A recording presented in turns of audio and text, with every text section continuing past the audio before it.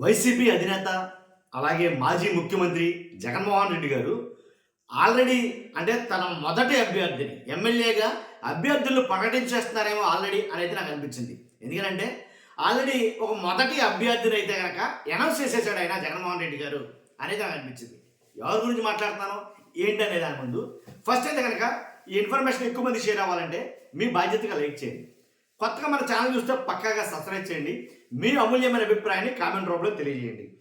ఒంగోలు ఏదైతే మీటింగ్ జరిగిందో ఆ మీటింగ్లో ఆయన చుండూరు రవిబాబు గురించి కొన్ని వ్యాఖ్యలు అయితే చేశారు. ఆయన ఆ వ్యాఖ్యలు ఏంటో ఒకసారి మీరు వినండి. విన్న తర్వాత ఈయనకే ఇస్తారా, మరలా వంగి వంగి దండాలు పెడుతున్నాడు ఒక ఆయన, మరలా పార్టీలోకి రావడానికి సిద్ధంగా ఉన్నాడు. కాబట్టి మరలా పార్టీలోకి వస్తే కనుక జగన్మోహన్ రెడ్డి గారు తీసుకుంటారా తీసుకోరా, ఒకవేళ వస్తే చుండూరు రవిబాబుని పక్కకు పెట్టి మరలా ఆ వచ్చిన అంటే పార్టీలోంచి బయటకు వెళ్ళిపోయి మళ్ళీ లోపలికి వచ్చిన ఆయనకి టిక్కెట్ ఇస్తారా అనే రకరకాల ఊహాగానాలు అయితే కనుక ప్రజల్లో ఉన్నాయి, కార్యకర్తల్లో కూడా ఉన్నాయి. ఏంటనేది మనం మాట్లాడదాం. మాట్లాడబోయే ముందు ఫస్ట్ అయితే లైక్ చేయండి. ఒక్కసారి ఆ వీడియో చూడండి చెప్తాను. ఆ వీడియో పెట్టిన తర్వాత అప్పుడు మనం మాట్లాడుకుందాం. ముఖ్యమైన నాయకులు, ముఖ్యమైన ప్రజాప్రతినిధులు, కార్యకర్తలు అందరికీ కూడా ముందుగా నమస్కారాలు తెలియజేసుకుంటున్నాను. అందరికీ కూడా ఇక్కడికి రావడానికి గల కారణాలు కూడా బహుశా మీ అందరికీ కూడా తెలిసే ఉంటుంది. కొన్ని నియోజకవర్గాలను వీలుని బట్టి, సమయాన్ని బట్టి ప్రత్యేకంగా మరీ ముఖ్యంగా కార్యకర్తలను, మరీ ముఖ్యంగా నాయకులను, అక్కడ ఇంపార్టెంట్ నాయకులు కలవడం కోసం,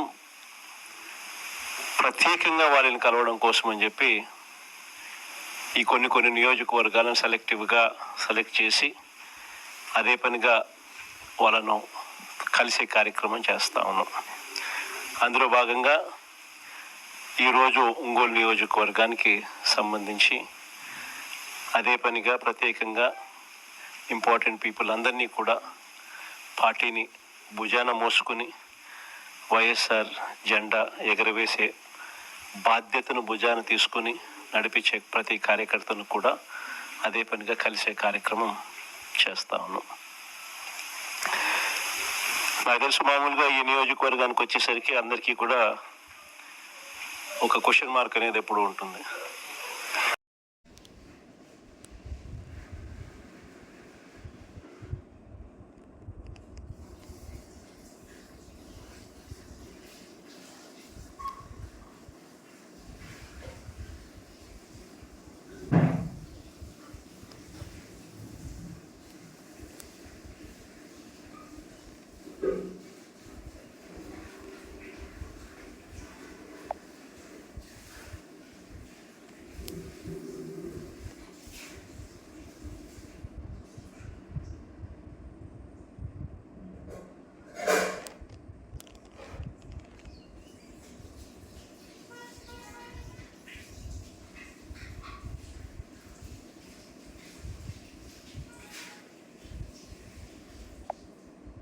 ఎవరి గురించి మాట్లాడుతాను?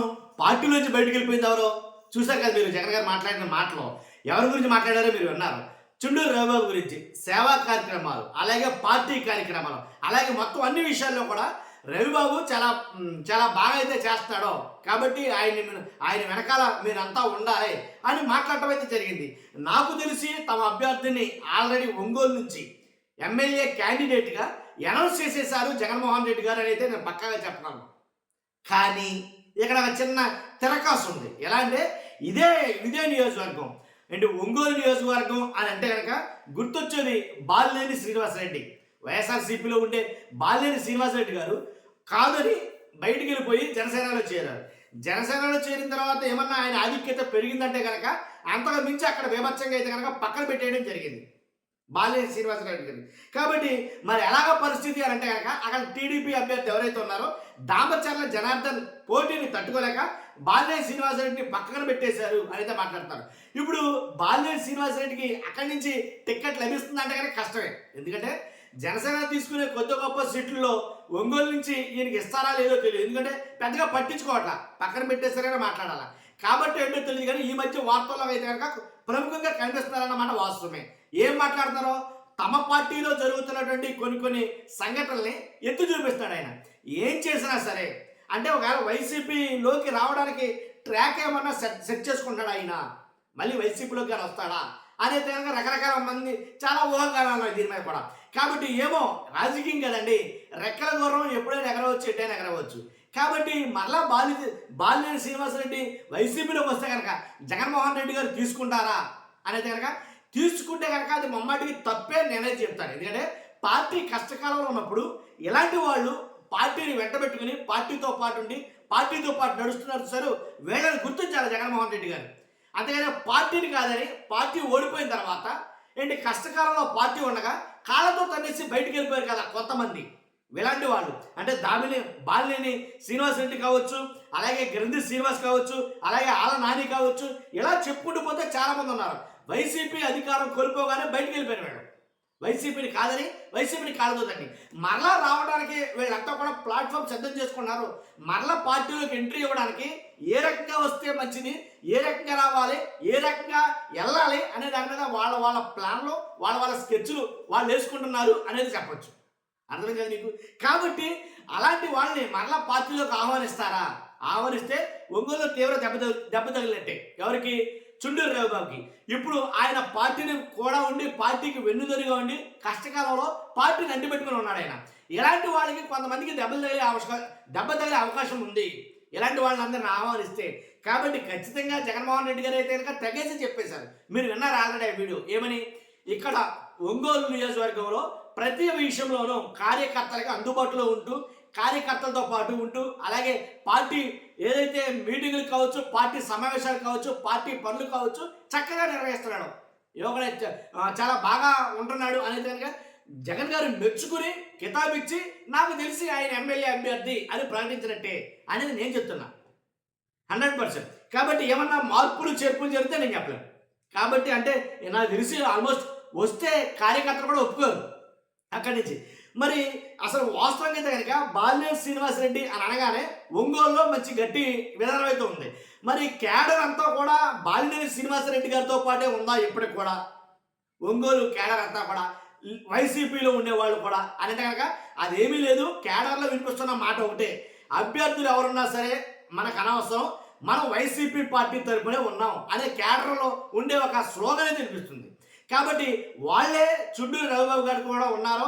బాలినేని శ్రీనివాసరెడ్డి గారు వెళ్ళిపోయినంత మాత్రాన ఆయన కూడా తండాలుగా ఎవరో వెళ్ళిపోలేదు, ఆయన మాత్రమే ఆయన వ్యక్తిగత అవసరాల నిమిత్తం బయటికి వెళ్ళిపోయాడు అని మాట్లాడుతున్నారు కొంతమంది.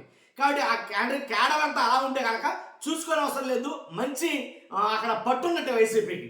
ఇక దామచర్ల జనార్దన్ గారి విషయానికి వస్తే కనుక అక్కడ ఏదైతే అభివృద్ధి అంతంత మాత్రంగానో అలాగే కొన్ని ఏదైతే జరిగినాయో సంఘటనలు వాటన్నింటినీ బేరీజ్ చేసుకుని అక్కడ మ్యాక్సిమం డౌన్లోనే ఉన్నది అని అయితే మాట్లాడుతున్నారు. చాలా మటుకు నియోజకవర్గ ప్రజలు అసంతృప్తితో ఉన్నారు ఎవరైతే దామచర్ల జనార్దన్ విషయం ఉన్నారో. ఏంటంటే కనుక ఏదైతే సంక్షేమ పథకాలు కావచ్చు, అభివృద్ధి పనులు కావచ్చు, అక్కడ జరుగుతున్న కొన్ని ల్యాండ్ ఇలాంటి కబ్జాలు ఇలాంటి విషయంలో మాట్లాడతారు. కాబట్టి చూడాలి.